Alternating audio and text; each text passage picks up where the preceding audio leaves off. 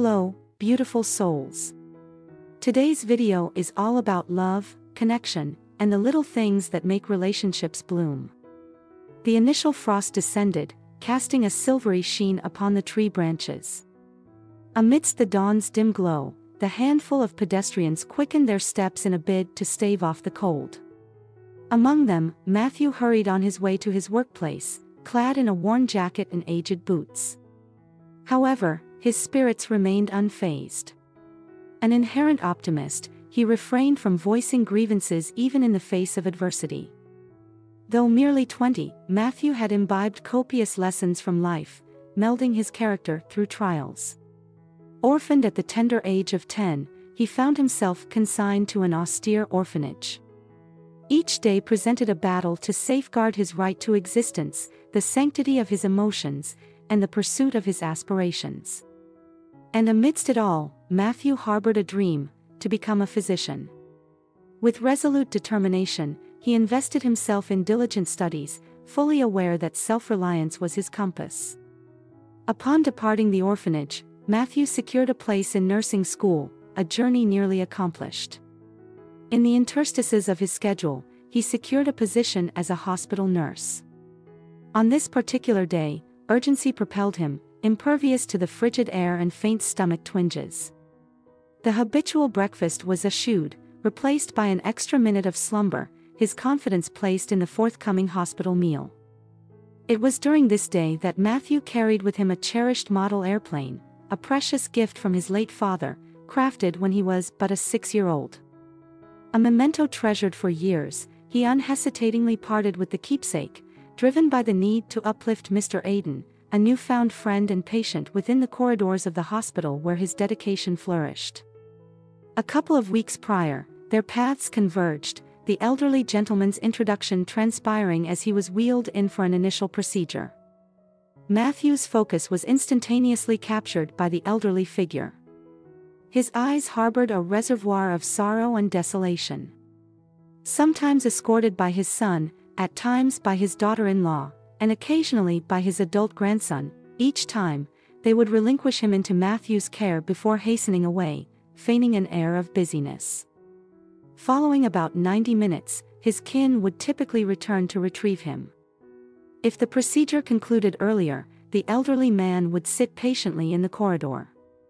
A somber circumstance it was, yet at no juncture did Matthew witness any kin conversing with the aged man. It appeared as though they executed an unpleasant yet obligatory duty. Empathy for Mr. Aiden enveloped the young man's heart, his attempts to engage and uplift proving futile. Not a glimmer of light could pierce the fortress of indifference and despair. Matthew understood that the elderly man's health was in a dire state, recovery held scant promise. However, in such circumstances, a positive outlook and the embrace of loved ones became essential.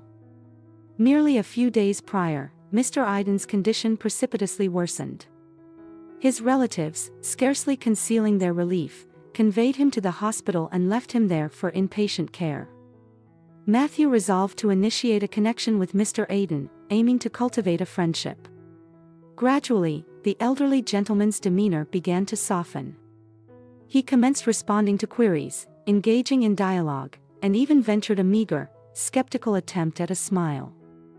Following a change of attire, Matthew promptly sought out Mr. Aiden's quarters. Warm salutations were exchanged, and the news of a gift was relayed.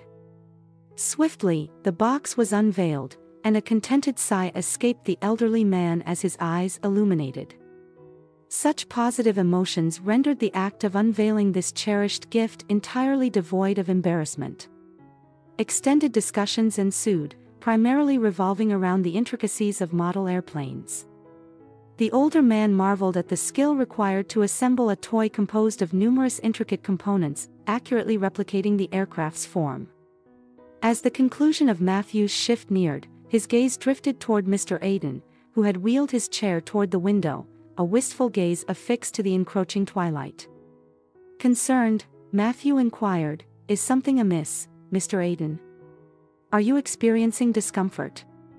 Perhaps a minor pain-relieving injection?"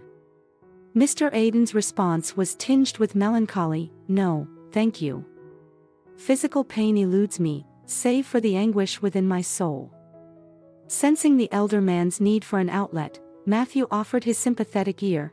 "Please, Mr. Aiden, share your concerns with me." With a flicker of animation, Mr. Aiden posed a question to Matthew: "Do you know what I cherished most in the world when I was in the bloom of health?" Matthew shook his head in negation, positioning himself on the bed, a receptive audience. Mr. Aiden embarked on his narrative, describing a bygone era when he held a position of great responsibility, one entailing late-night returns to a quiet and empty home, wearied and drained by the hour. He had provided abundantly for his family, ensuring their every need was met and that they basked in opulence. His son had been privileged to receive an esteemed education abroad, while his daughter's education, equally distinguished and no less costly, was acquired locally. His wife, untouched by labor, whiled away her time in luxurious vacations, reveling in amusement and acquiring extravagant jewelry and apparel. As their offspring established their own households, Mr. Aiden facilitated their settlement, but the toll of overexertion soon struck in the form of a debilitating stroke. His ability to work vanished, transforming him from a doting husband and father to a perceived burden. Entrusted to the care of their son, due to his proximity to the hospital, Mr. Aiden's wife withdrew to their country residence, continuing a solitary existence characterized by her unrestrained preferences. The truth emerged starkly: his family's affection for him waned. Evident in their begrudging provision of care, the sentiment was unmistakable. He voiced his desolation: "I am no longer indispensable to anyone. Nobody requires my presence." A mournful pause enveloped the room, followed by his addition: "I've become akin to King Lear, betrayed by those who once stood closest." Yet, he acknowledged, "But that isn't of paramount significance. I wish to recount a dream, forever unattainable. In a time past, wearied by ceaseless work and the unrelenting demands of my family, I sought solace at a rural bowling club, partaking in my beloved pastime." "What," you ask? "An elderly gentleman such as me, bowling? It's a sight not often imagined, is it not?" A smile crept across the elderly man's face. "Ah, the joy of launching that ball down the lane with a sweeping motion. My heart would leap in anticipation. What an exhilarating surge of adrenaline. The emotions it stirred within were unparalleled. When I played, it was as though I could unburden all my concerns and fatigue, filling myself with the weightlessness of tranquility. Regrettably, these sensations are now beyond my reach, though occasionally I still roll balls in my dreams." Throughout that evening, the two men engaged in an extended conversation. As Matthew emerged from Mr. Aiden's room, he approached the matron and expressed his desire to work the night shift. The matron was taken aback initially, but as he articulated his plan, her surprise gave way to amusement, and she nodded in agreement. Proceeding to tour the wards, Matthew shared hushed conversations with the patients. With the plan meticulously orchestrated, Matthew gathered the necessary decorations and made all the preparations. In the late hours of the night, he approached Mr. Aiden's bed, gently rousing the sleeping man. He shared the news of a surprise and aided Mr. Aiden into a comfortable seating position in his wheelchair, guiding him out of the ward. In awe of the scene that unfolded before him, Mr. Aiden's mouth hung agape in astonishment. The broad corridor was lined with patients and nurses, and at its far end stood a lineup of plastic bottles brimming with water, aptly serving as bowling pins. Within reach, several improvised balls fashioned from tightly rolled sheets awaited. Baffled by the spectacle, Mr. Aiden inquired, "What is all this, Matthew?" "Matthew, you're up next," responded Mr. Aiden, his face radiant with happiness. With a cheerful grin, Matthew handed the elderly man a ball. Over several consecutive hours, Mr. Aiden, joined by fellow patients, took turns rolling the balls. Instead of running, Matthew propelled Mr. Aiden's wheelchair, and the elderly man's proficiency translated into a graceful performance, even with the unconventional equipment. Every precise strike against the makeshift pins was met with applause and laughter. He decisively outperformed his two opponents who were still grasping the rules. As Matthew gently steered the wheelchair back into the room, the exhilarated Mr. Aiden appeared to emanate an inner radiance, basking in emotions long forgotten. Renewed and invigorated, he embarked on his next shift. However, on this day, Mr. Aiden was nowhere to be found within the ward. A nurse informed Matthew that his cherished patient had been discharged, but not without expressing profound gratitude. The sands of time flowed, and 6 months elapsed. Matthew graduated from college and secured a position at the same hospital where he had once worked during his studies. He readied himself to commence medical school in a year's time. Fond memories of the evening's impromptu bowling tournament lingered, even though he had lost contact with his elder friend. On a weekend, as Matthew embarked on a housecleaning endeavor, the doorbell rang unexpectedly. Upon opening the door, he was left astounded by the sight that greeted him. Standing at the threshold, a wide smile graced the features of a rejuvenated Mr. Aiden, his vitality evident. Collecting his thoughts, Matthew swiftly welcomed him into the apartment. Settling into a chair, Mr. Aiden placed his gym bag beside him, his countenance radiant as he recounted the transformation that had transpired in his life since that memorable night. Mr. Aiden revealed that the encounter had triggered a complete reassessment of his existence. He recognized that surrendering to despair had been a futile endeavor. Galvanized into action, he engaged a nurse's services, summoned a taxi, and departed for his countryside dwelling. There, he discovered his wife entangled in an affair with a younger paramour. Swiftly enlisting a lawyer's aid, he formalized a divorce petition, also stipulating the division of assets. Owing to certain clauses in their prenuptial agreement, his wife's share was modest. Within a month, he embarked on a restorative journey to Israel for rehabilitation.